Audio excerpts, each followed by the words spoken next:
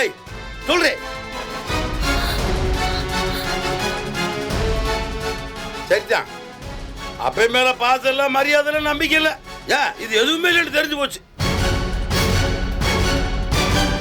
ஏண்டி இப்படி ஒரு விஷயத்தை செஞ்சிருக்கோமே, நம்ம குடும்பத்தை ஊரே காரி துப்பு பண்ற என்ன வேணாம் இவனுக்கு?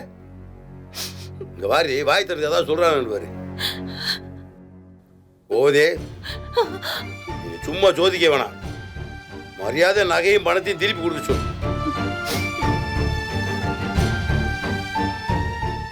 நான் பண்ண தப்புக்கு இன்னொருத்தவங்க தண்டனை அனுபவிக்க வேண்டாம்.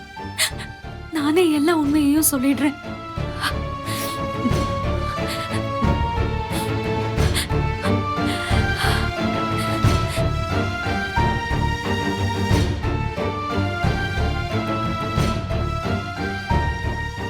ஏய் வாய் திறந்து ஏதாவது சொல்ல சொல்றேன்.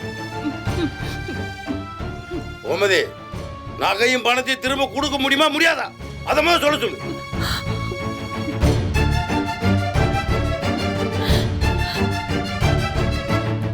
கொடுக்க முடியுமா முடியாதான்னு சொல்ல சொல்லு.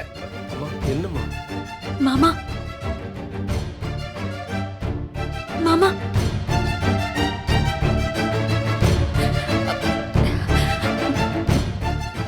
மாமா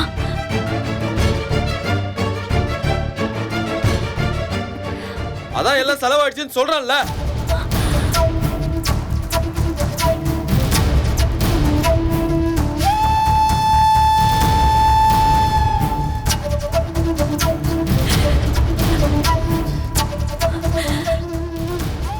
எனக்கு செலவு இருந்துச்சு, பண்ணிட்டேன்.